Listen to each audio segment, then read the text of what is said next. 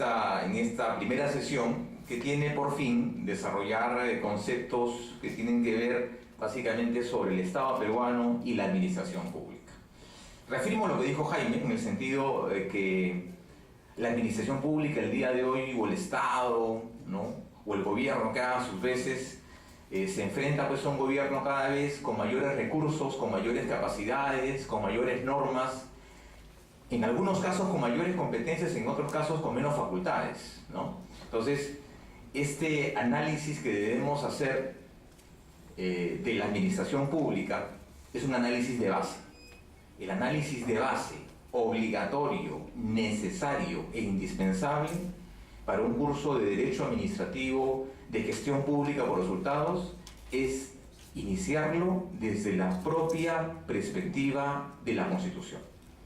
La Constitución Política del Estado no está al margen de ninguna disciplina jurídica y mucho menos puede estar al margen de lo que significa el concepto del Estado peruano y la administración pública. La influencia por un lado, de esta denominada jurisdicción constitucional, los fallos tan numerosos e importantes que ha venido dando el Tribunal Constitucional, ha venido de alguna manera delineando, ¿no?, el concepto de la administración pública. La masiva existencia de normas en este país es realmente sorprendente. No sé en qué norma ya estamos, 29.000 y estamos llegando casi a 30.000, ¿no? 30.000 normas, imagínense ustedes. Esto trae entonces como consecuencia no solamente un desorden en la administración pública. ¿Por qué? Porque existen cada vez operadores en esta administración cada vez menos preparados para aplicar las normas. Esta abundante labor legislativa, ¿no?, que se plasma en reglamentos, secretos supremos, normas, leyes orgánicas, es realmente un problema para la administración. Más aún, cuando el día de hoy nos encontramos no solamente con un nivel de administración, nos encontramos con 3 niveles de administración: gobierno central, gobierno regional y gobierno municipal. Aunado a eso, nos encontramos también con una técnica legislativa en el Perú que poco favorece a la existencia de normas. Hoy día en la mañana estaba leyendo que el Ministerio de Justicia estaba pidiendo la colaboración a los ciudadanos para identificar e informar al Ministerio de Justicia, se entiende que es el órgano jurídico de asesoría del Estado, que les informe, es decir, la población que les informe, el Estado, si conocen normas derogadas, o si existen normas que entran en una abierta colisión con otro tipo de normas. Imagínense ustedes, el órgano emisor, el órgano asesor del Estado peruano, tiene que pedir a los ciudadanos que coadyuven a la labor de identificar esta colisión normativa. Pero eso tampoco se ve favorecida por la ley, pues, ¿no? Porque en el sistema de derogación de normas en el Perú, tenemos la Constitución que nos dice: la ley se deroga por otra ley. Sin embargo, existe una derogación expresa, una derogación especial y una derogación automática. La derogación expresa, solamente para dar un dato, la derogación expresa es esta norma entra en vigencia en tal fecha y deroga la anterior. Sin embargo, hay una derogación especial que dice: esta norma entra en vigencia el día de hoy y todas las otras normas que estén en abierta colisión quedan sin efecto. ¿Pero cuáles? Es labor entonces del ciudadano y del operador el tratar de identificar pues qué normas están en conflicto, ¿no? Y es otro problema, la abundante cantidad de normas que existen en el universo el día de hoy. Y una tercera reflexión antes de entrar de lleno al punto es: ¿cómo ha crecido el Estado peruano? ¿Cómo ha crecido el Estado peruano? Ha crecido tanto en burocracia y ha crecido tanto en funciones. Imagínense, tanto en burocracia como en funciones. Exactamente hace 45 años, cuando se dio una de las normas contemporáneas, digo 45 años, contemporáneo todavía, una de las normas más importantes en materia administrativa, el Decreto Supremo 067 SC, hace 45 años, mi edad. Esa norma solamente, pretendía regular la actuación del Estado. Pero esa norma únicamente comprendía al Poder Ejecutivo, nada más, al Poder Ejecutivo. El Poder Legislativo estaba regulado por su propia normatividad, reglamento del Congreso. En esa época estaba en vigencia la Carta del 79 y no la 93. Únicamente regulaba los actos administrativos. Posteriormente se dio otra norma, que era la ley, el Decreto Supremo 0294 JUS, ¿no? El texto único de procedimientos administrativos. Y este ya incluía, además del Ejecutivo, el Legislativo y lo que estaba detrás o que estaba debajo del Poder Ejecutivo, es decir, los ministerios. Mucho después hubo una reforma, una primera gran reforma del Estado, en virtud de la dación de la 25035, la Ley de Simplificación Administrativa, y que esa ya incluía además, ya no solamente al Poder Ejecutivo, Poder Legislativo, Poder Judicial, sino además también a estos nuevos entes creados al amparo de la Carta Política del 79 y ya entrada con el 93. Es decir, lo que se llaman ahora las OPDs, los organismos públicos descentralizados, que existen en nuestra administración pública y que tienen un tratamiento especial. 25035, Ley de Simplificación del Estado, que fue derogada por la Ley 27444, Ley del Procedimiento Administrativo en general. En ese interín, desde la 25035 hasta la 27444, hay una norma, es la 26690. Esta norma incluye ya no solamente a las OPD, sino también a los programas estatales. Programas estatales, conocidos ahora como, por ejemplo, Vaso de Leche, Guaguaguas, IDECA 18, Pensión 65 y demás. Y entonces, con la 27444, ¿no?, la norma que nos rige el día de hoy, ya nos encontramos con un corpus juris en materia administrativa que regula absolutamente todo, pero que incluye acá a un tema también interesante, lo que se llaman los tribunales administrativos y los entes reguladores. Entonces, hablar de administración pública, hablar del Estado peruano, yo prefiero hablar del Estado peruano, porque la administración pública es, digamos, la proyección del Estado peruano de cómo se administra una población, cómo se administran sus funciones y cómo se administran los bienes públicos.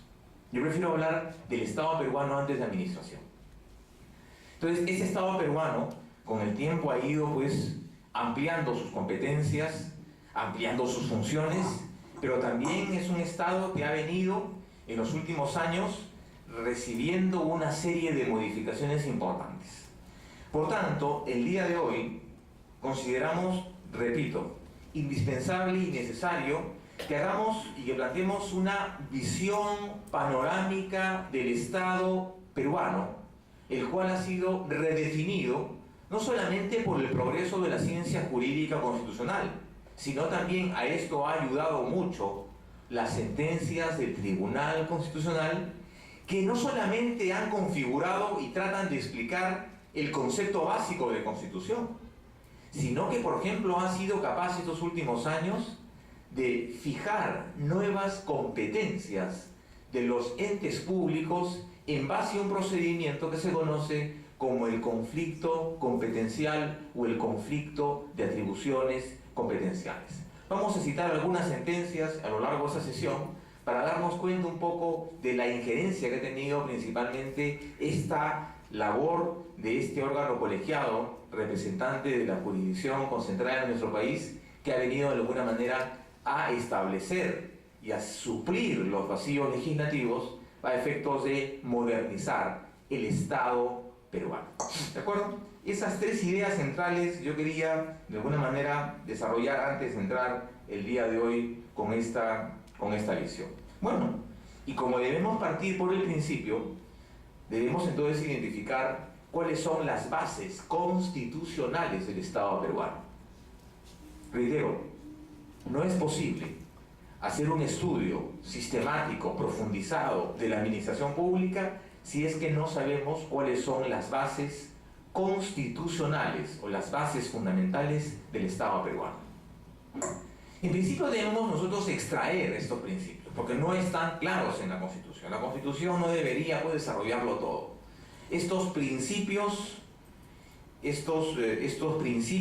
y valores vinculados al tema del Estado peruano, ¿no? Son aquellos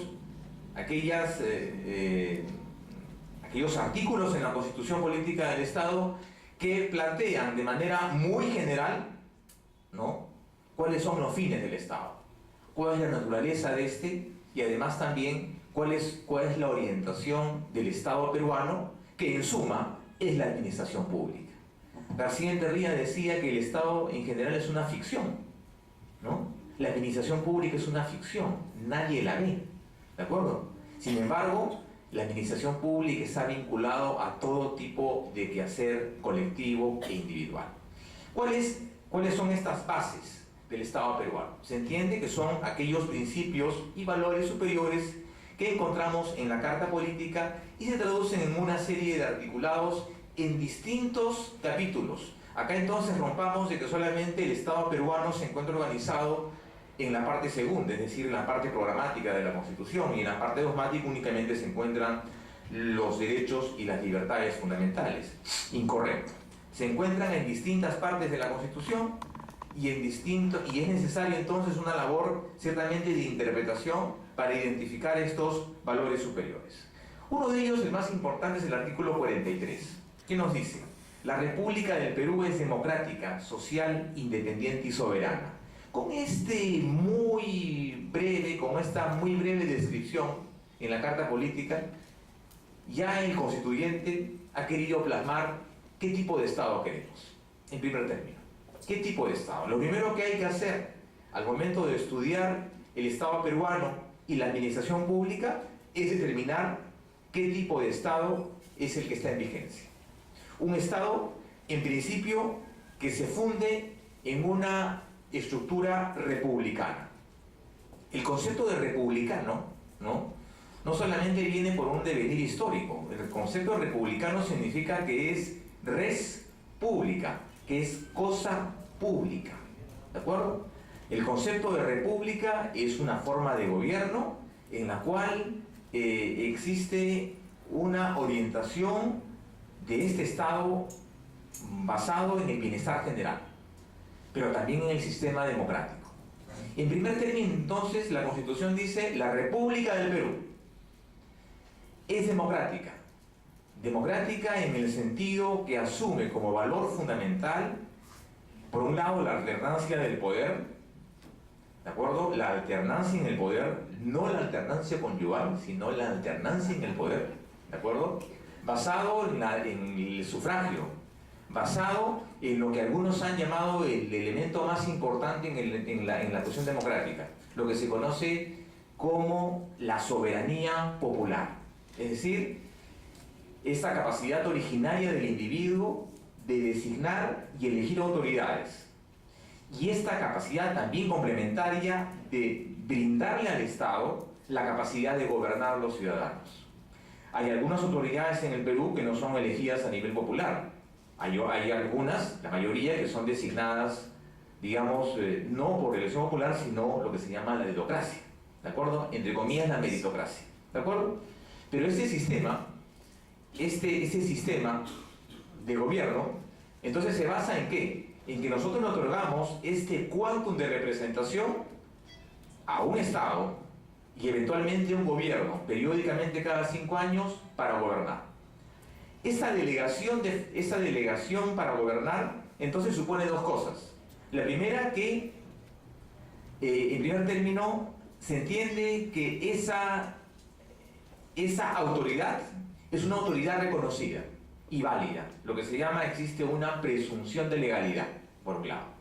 Y en un segundo término es que establece también una figura un poco complicada, porque si bien es cierto nosotros le damos el poder al Estado, nosotros somos los titulares de ese poder. El poder emana del pueblo, quien lo ejerce con las limitaciones que la ley establece. ¿Quién es el titular del Estado? Nosotros los ciudadanos. ¿A quién delegamos? Al Estado, a la administración pública, a la autoridad. El elemento de democracia es básico. El Perú es una república, en primer término, democrática. Dice además que también es social. ¿Por qué? Escuchamos este término con mucha frecuencia, social. ¿Por qué? Porque se basa en la solidaridad. En la solidaridad tanto como un mecanismo que favorece el desarrollo, una orientación del Estado destinado a garantizar el bienestar general. Por eso es social. Independiente y soberano. Independiente en el sentido de que el Estado pues no forma parte ni mucho menos de una alianza, es un Estado que se maneja solo, que se gobierna solo, en el cual también hay elementos propios de juridicidad, ¿no? La independencia tiene que ver con dos cosas: soberanía, ¿no? En el sentido de que la decisión del Estado se respeta y se presume como válida porque es Estado, y el otro es que en este Estado se aplica siempre la ley peruana, tanto en materia penal, civil y demás. ¿De acuerdo? Soberanía y exclusividad. El Estado es uno e indivisible. Otro elemento importante. Bueno, claro, dice, ¿y qué tanta discusión hay que el Estado es uno e indivisible? Claro que sí. Porque el Estado peruano el día de hoy es producto de un proceso que comenzó hace 15 años, que se conoce como el proceso de descentralización, en el que la visión del Estado peruano pasó en un primer momento como provincias o departamentos, después pasó como regiones y posteriormente tenemos, bueno, en principio pasó en una demarcación política de departamentos, ¿se acuerdan? 24 departamentos y un departamento, una provincia como la del Callao. En un segundo momento pasó esta configuración nacional por una suerte de consejos transitorios de administración regional, y posteriormente entró un proceso de regionalización. Pero el Estado es uno, conformado por 24 regiones y una provincia constitucional, que tiene cada una un régimen especial. ¿De acuerdo? Cada una tiene un régimen especial. Un régimen especial que si bien es cierto, se mueve en distintos planos, pero no se contrapone. Pero a cada porción de independencia y de autonomía le brinda una labor legislativa. ¿Es unitario? Sí. ¿Es indivisible? También. Su gobierno es unitario, representativo, centralizado y se organiza según el principio de separación de poderes. También una frase importante en la Constitución. Un elemento central del Estado moderno es el elemento de la separación de los poderes. Ningún poder debe ser más que el otro. Ningún poder tiene una primacía o una jerarquía con respecto al otro. Y la Constitución Política del Estado, creo que en 2 o 3 capítulos, desarrolla el concepto de esta separación de poderes. Las funciones del Ejecutivo, del Legislativo y del Judicial.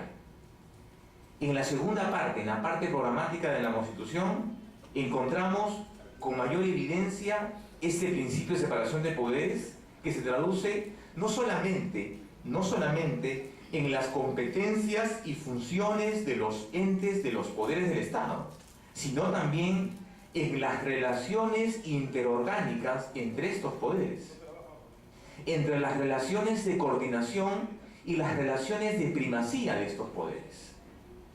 Este conflicto principalmente se da entre esos dos poderes, legislativo y ejecutivo. El judicial un poco queda al margen. Si ustedes revisan la Constitución, van a encontrar que, en primer término, la labor legislativa, labor inicial, exclusiva del legislativo, a veces puede ser conferida al ejecutivo mediante lo que se denomina la concesión de facultades delegadas. Y el ejecutivo entonces, mediante esta concesión de facultades, legisla por determinado tiempo y materia, dando cuenta al legislativo. Esta labor legislativa impropia que hace el Ejecutivo la hace en distintas y en muy precisas actividades, que después tiene que dar cuenta al legislativo, pero que tienen un rango legislativo distinto, un rango normativo distinto. ¿Cómo se denominan? En algunos se llaman decretos de urgencia, ¿no es así? Pero tienen otra denominación. Entonces, es importante que estas competencias, ejecutivo y legislativo, además van a determinar el nivel, lo que se llama el sistema jurídico peruano. Las relaciones de poder entre el legislativo y el ejecutivo van a determinar también los niveles jerárquicos, pero también van a delinear esta pirámide kelseniana que se conoce, que es, digamos, la base del Estado peruano. ¿Qué normas son las que están primero en el Estado peruano? La Constitución, que tiene un origen básica y exclusivamente legislativo constituyente. En segundo lugar, las leyes orgánicas. Las leyes orgánicas también son un producto legislativo, ¿no es así? De ahí que tenemos las leyes en general, compartidas entre el legislativo y compartidas entre el ejecutivo. Tenemos también ahí la labor de códigos, por ejemplo, la labor de codificación. La labor de codificación siempre se aprueba mediante decreto legislativo.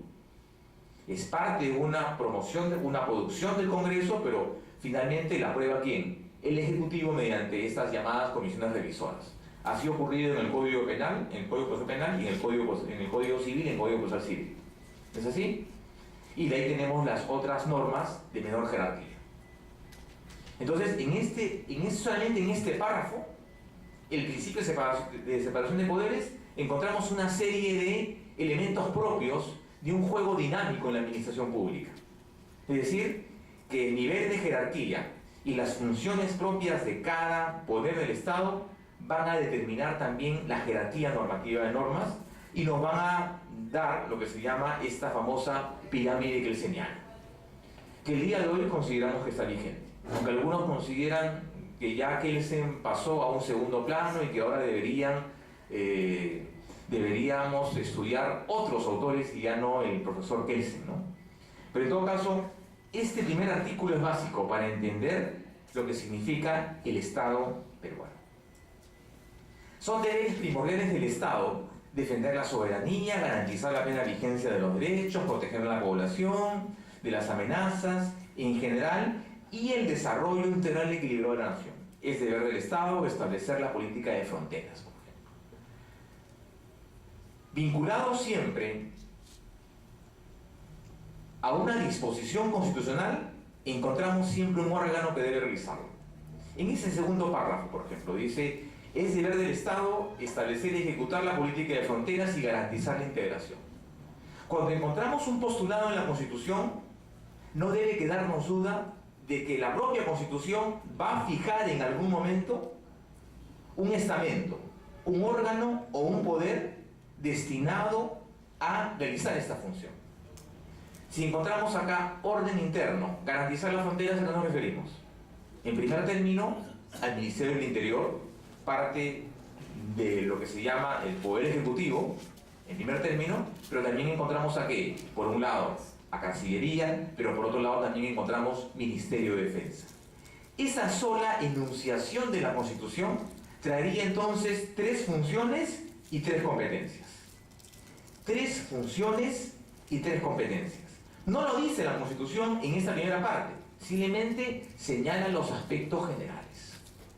Pero acá también hay que establecer lo siguiente: una cosa es función y otra cosa es competencia. Son cosas totalmente distintas.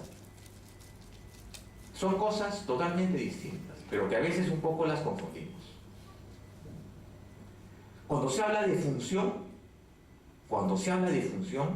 se habla de las prerrogativas que tiene dentro del marco de una norma.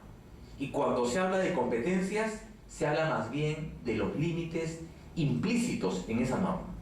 Les voy a dar un breve ejemplo, que está en la propia Constitución Política del Estado.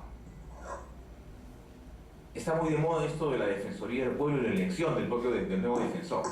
Nos permite entonces la Defensoría, la Ley Orgánica de la Defensoría, la 26960, fijar esto: función y competencia. ¿Cuál es la función de la Defensoría del Pueblo? garantizar la vigencia de los derechos fundamentales de los ciudadanos frente a la prestación de los servicios públicos. Esa es su función. ¿Y cuál es su competencia? Poder plantear las acciones de inconstitucionalidad, participar como amicus curiae en los procesos de la libertad y tener capacidad legislativa y adherir a tratados internacionales. Una cosa es lo que hace y otra cosa es lo que puede hacer. Así que cuando hablamos en este párrafo, el artículo 44, debe quedar como enseñanza, como lección, ¿no? Y extraemos de este artículo que cuando la Constitución establece una función general del Estado, debe siempre quedar aparejada a un órgano del Estado. Si no es un órgano, a un sector productivo. Si no es un sector productivo, será un sector normativo. Si no, entonces será determinado poder. ¿A quién le corresponde, por ejemplo, acá cuando dice, por ejemplo, el artículo 44, promover el bienestar general que se fundamente en la justicia y en el desarrollo? A los sectores productivos, a los sectores normativos y a los sectores de promoción del Estado, que básicamente son tres: Ministerio de Salud, Ministerio de Trabajo y Ministerio de Educación, por ejemplo. El artículo 45. El poder emana del pueblo, quienes lo ejercen lo hacen con las limitaciones y las responsabilidades que la Constitución y las leyes establecen. Generalmente cuando ocurren estos conflictos de competencia al interior de los poderes públicos, se suele citar este famoso artículo 45. El poder emana del pueblo y quienes lo ejercen lo hacen con las limitaciones y responsabilidades que la ley establece. Cuando se pretende, por ejemplo, fijar la responsabilidad administrativa en un funcionario público, el primer artículo a citar es este. El primer artículo a citar es este. Porque esa es la obligación. La obligación del servidor público es tener una actitud y una actividad normada, reglada a derecho.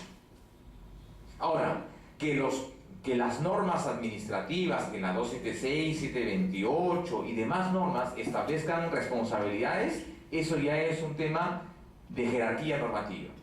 Pero el tema de la responsabilidad del funcionario público, desde el funcionario del mayor nivel o mayor jerarquía, el ejecutivo, hasta el último, depende de este artículo básicamente. Y ahí encontramos la responsabilidad penal, civil, administrativa y demás, y también encontramos ahí vinculados varios artículos en normas laborales que dicen que los funcionarios públicos son penal, civil y administrativamente por sus decisiones, y por tanto no existe esta situación de exclusión, o lo que dicen algunos, la presencia del non bis in idem, ¿no? Como ya fue sancionado administrativamente, ya no puede ser sancionado penalmente, ni mucho menos civilmente, y ni mucho menos en otras instancias. Este artículo habla de las limitaciones y de las responsabilidades funcionales de los servidores públicos. Ninguna persona, organización, fuerza armada, policía, puede arrogarse el ejercicio de ese poder, hacerlo constituye sedición o rebelión. Bien, el artículo 46 habla principalmente de lo que se llama un plexo de protección en la Constitución con respecto a la obediencia al gobierno usurpador y el derecho de insurgencia. El territorio del Estado es inviolable, inalienable, comprende el suelo, el subsuelo y el dominio marítimo y el espacio aéreo. Eso también nos trae un tema interesante de discusión, porque el entender de que el Estado peruano no solamente es estructura normativa, administración pública, sino también el Estado peruano, ¿qué cosa es? Lo que se llaman ahora espacios, ¿no? Ya no se habla de suelo, subsuelo, sino se habla ahora de espacios marítimos, terrestres y aéreos. Y este es un criterio básico para establecer competencias. ¿Cómo se establecen competencias regionales? En virtud de un tema territorial. ¿Cómo es que se establecen, por ejemplo, y es más, vamos a un tema mucho más práctico, más doméstico? ¿No es cierto acaso que el tema territorial define muchas veces la competencia de los órganos judiciales? El Ministerio Público se define básicamente por una competencia de carácter territorial. Los juzgados civiles, igual. El Poder Judicial, igual. Los gobiernos regionales tienen injerencia regional. ¿Cómo se determina eso? Mediante una visión de lo que es el territorio y de lo que es la circunscripción. ¿no? Y la posibilidad de fijar, por ejemplo, estas zonas de frontera, estas zonas de canon, ese tratamiento especial que le da al Callao como provincia constitucional, tiene que ver con una visión de espacios aéreos, terrestres y espacios marítimos. ¿De acuerdo? Vamos a ver entonces un tema más puntual. Administración pública. ¿Qué cosa es la administración pública? Antes de ver Estado, ¿no? Primero vemos el Estado. Perdón, ¿no? Primero vamos a ver el Estado. El Estado es básicamente un concepto jurídico, ¿no? Que no es otra cosa que la nación jurídicamente organizada. El Estado es básicamente eso. La nación jurídicamente organizada. No voy a venir a dar una lección de derecho constitucional acá, porque no es el tema, pero sí señalar. El concepto de nación es el conjunto de individuos vinculados por distintas materias, por distintos elementos, raza, religión y demás elementos. ¿De acuerdo? Pero que tienen un sentimiento común. ¿De acuerdo? Esta nación organizada jurídicamente, con competencias y con funciones, se denomina Estado. El concepto del Estado moderno, ¿de acuerdo?, tiene tres elementos. No es únicamente los tres elementos que se desarrollan básicamente en la cátedra de Derecho Constitucional, sino ahí añadimos uno más. Orden. Gobierno, población, territorio y orden. Algunos señalan que este elemento último, orden, se refiere también a jurisdicción. O sea, todo Estado definitivamente somete a los ciudadanos a una determinada jurisdicción. O todo Estado, para administrar la población, requiere necesariamente establecer o fijar criterios de jurisdicción y a su vez también de competencia. El Estado peruano, ¿qué cosa es? Es la institución de la nación organizada en términos territoriales, políticos y jurídicos, dotado de poder, dotado de un elemento coercitivo y dotado de lo que se llama el jus in bellum. Eso es el Estado peruano. La administración pública, ¿qué cosa es? Es otra cosa que una proyección de la legislación. La administración pública, si ustedes revisan la 276 y el 005 al 90, van a encontrar que el concepto de administración pública, dicen, es el conjunto de principios, es el conjunto de normas y el conjunto de legislaciones que legislan, regulan, norman el funcionamiento del Estado peruano. Es básicamente eso. Es la organización social con la cual se ejecutan las funciones en términos administrativos, entendidos estos como el ejercicio del condicionamiento y el desarrollo de los procesos productivos de bienes y servicios. Algunos dicen que es un conjunto de ideas, actitudes, procesos e instituciones que se desarrollan a nivel del Estado. No es posible identificar la función de la administración pública fuera del Estado, pero es básicamente el conjunto normativo de facultades y potestades orientados a garantizar siempre un bienestar general. Eso es la administración pública, ¿de acuerdo? Pero la administración pública la vamos a encontrar en el Perú de distinta manera. Vamos a ver lo siguiente. Otro elemento más. Organización jurídica. ¿Qué es la organización jurídica? La constitución política del Estado, la norma de carácter fundamental. Esta diseña poderes. Esta fija derechos y libertades y establece el orden jurídico del Estado. ¿De acuerdo? La organización jurídica, en base a tres poderes: ejecutivo, legislativo y judicial. Pero esta organización jurídica del Estado, ¿de acuerdo?, está dada principalmente ¿por qué? Por dos elementos. Una, lo que se llama un sistema de fuentes, lo que se denomina un sistema de fuentes, es decir, esta jerarquía normativa, por un lado, y por otro lado, por lo que se llama la estructura propia del Estado peruano. Cuando hablamos de organización jurídica, ¿a qué nos referimos? Es el conjunto de regulaciones de carácter fundamental que establecen las relaciones sociales en la población. La organización jurídica en el Perú, ¿cómo se da? ¿Cómo se estructura jurídicamente el Estado? ¿Cómo? ¿Cuál es la estructura jurídica, en este caso, del Perú? ¿Cuál es?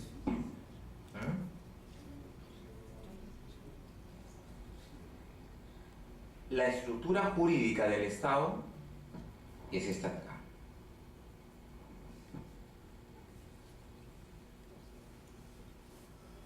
Estado peruano, gobierno central conformado por legislativo, ejecutivo y judicial y los órganos constitucionales autónomos. Segunda visión, el poder ejecutivo está basado o está conformado por qué elementos. Básicamente por el poder ejecutivo, quien tiene por debajo de ellos a los que se llaman en la actualidad sectores. ¿Cómo se denominan? Sectores. El poder ejecutivo, dentro de una organización, digamos, piramidal, presidente de la República, vicepresidente o segundo vicepresidente, si es que existe, porque generalmente no tenemos siempre un segundo vicepresidente. Entonces, presidente, pero perdón, antes del presidente, primera dama, presidente, ¿no? Primera dama, presidente, de ahí tenemos la broma, señores. Pero es así, pues. Bueno, ahora sí, en serio. Ejecutivo, presidente, vicepresidente y de ahí gabinete de la presidencia del Consejo de Ministros o primer ministro. Y tenemos lo que se llaman los sectores productivos. Esos sectores productivos, en la dogmática moderna, en derecho administrativo se conoce como el nombre de sectorización. Ya no se conoce como ministerio, se conoce como sectorización. La sectorización es una labor administrativa que significa el agrupamiento de actividades comunes para garantizar, o orientada a garantizar la eficacia y la funcionalidad. Es decir, ya no se habla de ministerios, ahora se habla de sectores. Y los sectores son de los siguientes tipos. Hay sectores productivos, sectores normativos, sectores de coordinación y sectores promotores. Sectores productivos, ¿cuáles son? Aquellos ministerios que tienen una labor orientadora a la cuestión productiva. ¿Cuáles son, por ejemplo? Pesquería, de producción, agricultura, por ejemplo. Sectores productivos. Los sectores normativos, ¿cuáles son? Ministerio de Justicia, Ministerio de Economía. ¿Cuál más? No hay otro más. ¿Cuáles son los sectores normativos? Perdón, los sectores de coordinación. Ministerio del Interior y Cancillería. ¿Y cuáles son los sectores de promoción? Ahí tenemos a varios, ¿no? Inclusión social, MINDES, por ejemplo tenemos de la mujer y demás. Cada sector tiene su propia denominación. O es sector normativo, o es sector productivo, sector de coordinación o sector de promoción. Pero se conoce ahora como la sectorización. Y entonces en este lado tenemos estos tres, ¿no? Poder Ejecutivo, Presidencia de la República, Consejo de Ministros y tenemos estos ministerios. Estos ministerios. Bueno, pero ciertamente está en un orden distinto, ¿no? Porque el primer ministerio que se creó, si mal no recuerdo, el Ministerio de Hacienda Pública, el primero, el segundo fue el Ministerio del Interior y el tercero fue el Ministerio de Relaciones Exteriores, ¿no? Y el último fue el Ministerio de, si mal no recuerdo, el Ministerio de Inclusión Social, ¿no es así? ¿No? Inclusión Social, el MIDES, así es. Aquí están todos los ministerios. Los ministerios, les dije hace un rato, esta estructura jerárquica plantea dos cosas. Por un lado, una suerte de sectorización y por otro lado también una regulación jurídica. ¿Cuál es la regulación jurídica aplicable a los sectores del Poder Ejecutivo? ¿Cómo se gobiernan?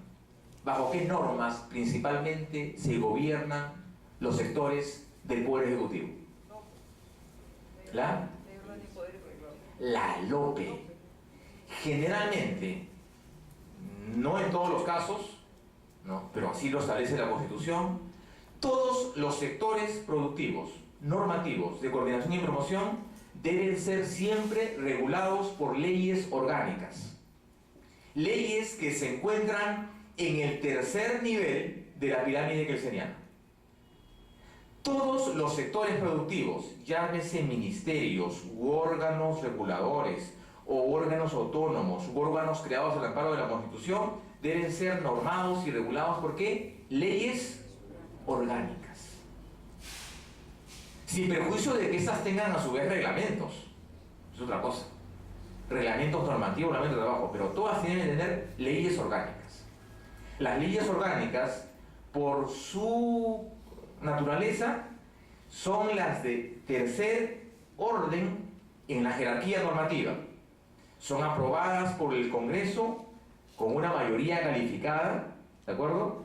Y tienen un procedimiento especial. Al interior, entonces, del Poder Ejecutivo, en el tercer nivel, que es ministerios, la regulación más importante, ¿cuál es? Leyes orgánicas. Las leyes orgánicas. Las leyes orgánicas, de acuerdo al Tribunal Constitucional, son aquellas leyes que establecen funciones y competencias. Las leyes orgánicas, de acuerdo al TC, son las leyes del mayor nivel estatal, pero que fijan funciones y competencias. Y que tienen una derogación especial, pues, ¿no? Definitivamente. Requieren un procedimiento de derogación especial. Ese nivel también encontramos otro tipo de normas, ¿no? ¿Cuáles son? Resoluciones ministeriales, resoluciones supremas. Resoluciones ministeriales y resoluciones supremas. Aquí está toda la lista de sectores productivos, de coordinación, de promoción, normativos y demás. De ahí tenemos, más adelante, los organismos públicos ejecutores. Es como se organiza en la estructura jurídica. ¿Cómo se organiza esto? Organismos públicos ejecutores. Son entidades públicas autónomas del Poder Ejecutivo con funciones específicas dentro de su ramo. ¿Eso estaría entonces dónde? Si visualmente quisiéramos hacer una especie de pirámide, estos organismos públicos ejecutores dependen ¿de quién? Del titular del pliego, del ministerio o del sector adscrito. Ojo, no confundir esto con lo que se llaman las OPDs. Son otra cosa. No son OPDs. Son organismos públicos ejecutores. Acá tenemos, por ejemplo, una lista larga. Vamos a, por ejemplo, a ver esta, ¿no? Biblioteca Nacional del Perú. Organismo ejecutor. Otro para dar un caso. Centro de Formación Turística Senfotur. Tienen un pliego presupuestal que depende de quién. El titular del pliego. Sin embargo, no confundir esto con lo que se llaman las OPDs. Las OPDs son organismos públicos descentralizados. Que cuando terminó el gobierno de Alejandro Toledo, había más o menos unas 290 OPDs. A la fecha, las OPDs son más o menos unas 150, si es que no se han creado más. 150. Veamos algunos casos de OPDs.